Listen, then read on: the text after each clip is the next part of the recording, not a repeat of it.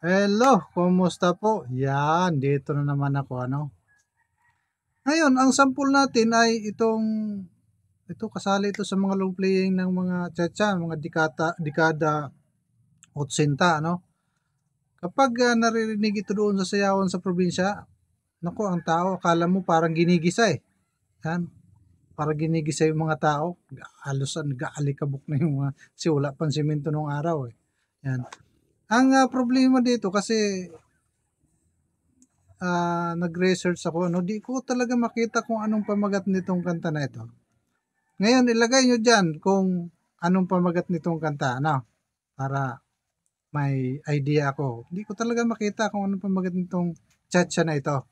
Pero doon kasi sa probinsya, lalagyan ito ng mga lyrics. Siyempre, ibang lingwahe kasi yun. Yan, ito, pakinggan na natin.